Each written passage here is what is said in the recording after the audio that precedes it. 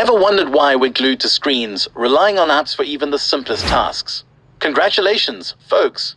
We're living in the golden era of convenience where the world is no further than a finger swipe away. Amazon drones zoom around like busy bees, dropping off our latest whims faster than you can say impulse buy, while Netflix keeps us drowning in a sea of never-ending series. All these tech marvels make our lives so much easier, or so they tell us. But as we dive a little deeper, we start to notice that our shining tech utopia looks a bit more like a dystopia. The great paradox of convenience.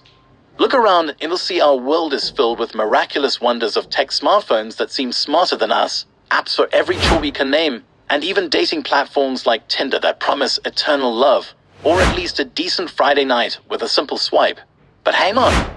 Suddenly, we're too busy swiping right to notice that we can't even make a sandwich anymore without consulting a YouTube tutorial. Goodbye, Jamie Oliver's cookbooks. Hello, DoorDash. Our tech-centered health apocalypse.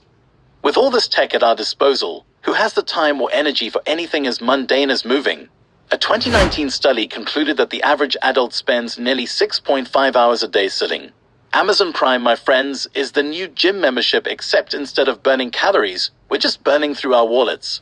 And let's not forget the toll on our mental health. Ever binged so long on Netflix that you begin questioning whether you're still watching or just dreaming it?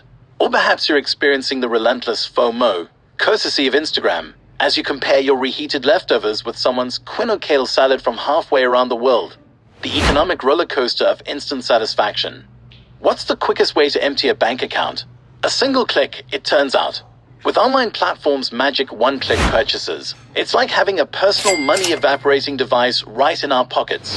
In 2020, the average American reportedly coughed up over $200 a month on subscription services. At a larger scale, tech titans like Amazon are making their own monopoly boards, sucking up market share faster than you can say anti-competitive. With these guys running the show, it's like we're living in a tech-ruled oligarchy, just without the fancy robes and crowns. The environmental blob created by our consumption. The environmental blob created by our consumption paints a sobering picture of the environmental consequences of our tech-driven lives. In our quest for convenience and constant upgrades, we often overlook the colossal electronic waste footprint we leave behind.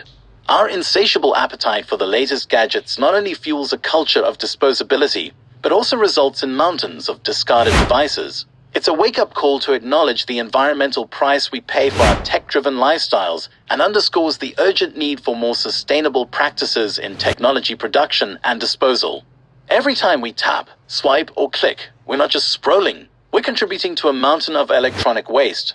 Our beloved gadgets are energy guzzlers, and once they're not the latest model, they're tossed aside like last season's shoes.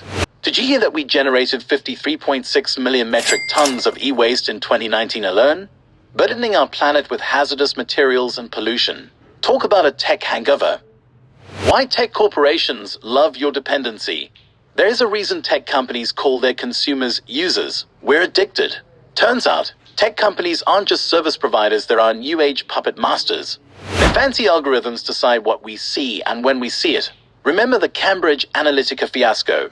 Suddenly, it seems we didn't just sign up for convenience, but also a good old game of my data, their rules. Got it? Let me explain. Tech corporations love your dependency for several main reasons.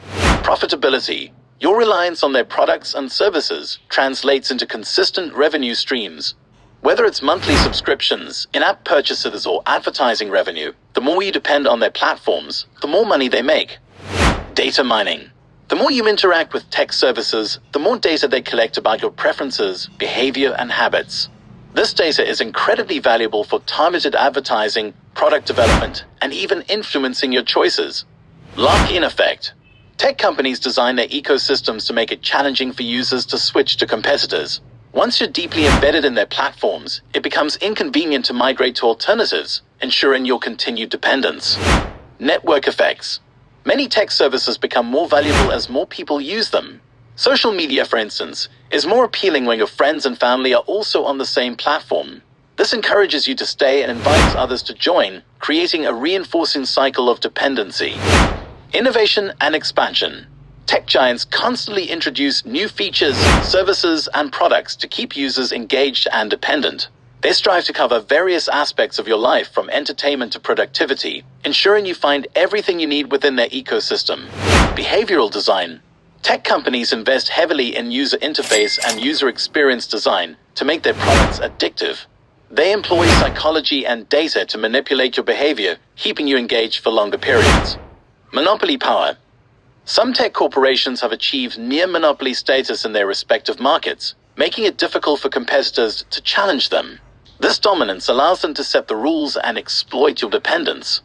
In essence, tech corporations benefit from your dependency on their products and services through financial gains, data acquisition, and the creation of ecosystems that are hard to leave. Understanding this dynamic can help you make more informed choices about your tech usage and data privacy, striking a balance between being served and being servile. Of course, we can't just turn our backs on technology. That would be like giving up electricity because you once got a shock from a faulty toaster. But a little balance wouldn't hurt, right? Let's put some sanity back into our screen time. Set a timer, take a walk, maybe read an actual book, gasp.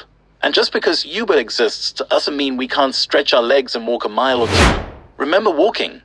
All things considered, our tech-binging lifestyle might be serving us a bit more than just convenience. It's also a nice platter of health issues, financial mishaps, an environmental fiasco, and some good old-fashioned puppetry thrown in for good measure. But hey, who's counting? After all, nothing says progress like binge-watching an entire season of Stranger Things while waiting for your next DoorDash delivery. The true challenge is not to discard technology altogether, but to reshape our love affair with it. A bit less addiction, a bit more intentionality, and we might just go from being passive tech junkies to responsible users. And remember, technology is a tool. It's meant to serve us, not the other way around. Unless, of course, our ALA overlords have something different in mind. Remember, technology is a tool designed to serve us, not the other way around. It's time to redefine our relationship with technology and become responsible users. Together, we can navigate the digital age with intentionality and purpose. Here's a question for you. How can we regain the balance, embracing technology without surrendering our autonomy? Stay tuned. The answers await.